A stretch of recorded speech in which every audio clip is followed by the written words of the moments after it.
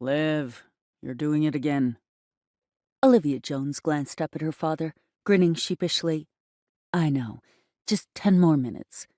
You know, when I told you that you'd have to work hard as CEO, I didn't mean you should work yourself into a nervous breakdown. I'm not having a nervous breakdown, Dad. Not yet, He muttered. Relax. Just 10 more minutes and I'll be done. Kane narrowed his eyes suspiciously. I'll wait for you. Shoot.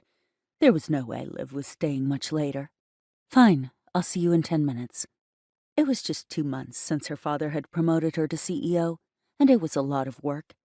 He kept pushing her to maintain boundaries between work and her personal life, but Liv couldn't help it that she loved her job. She had helped him raise Amy Enterprises from the ground up. They had started off as a small, struggling business, but they had grown into one of the most successful companies in the transport industry. She was invested in their success, to say the least.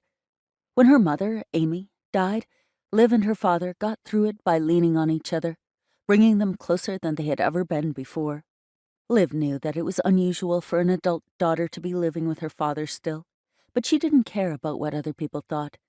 They were both happy with the way things were. Unfortunately, she knew that her father was right. She did need to work on allocating herself more free time. So, after 10 minutes, she regretfully closed the folder she was working on and got up. Kane was waiting for her. Let's go out to dinner tonight. They usually had dinner at home after a long day, saving nights out for weekends, but Liv wasn't opposed to the idea.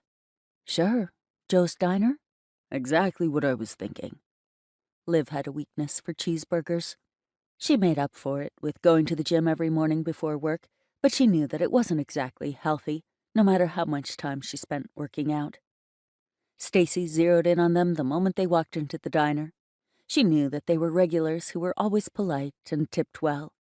Hey, Kane, Liv, the usual, I take it? Please, Stacy. Olivia? The same for me as well. Stacy bustled off to get their order ready while Kane looked out of the window.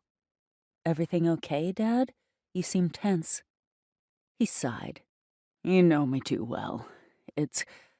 Well, I have news. Oh, yeah? News could mean something good or bad, and Liv couldn't help but worry.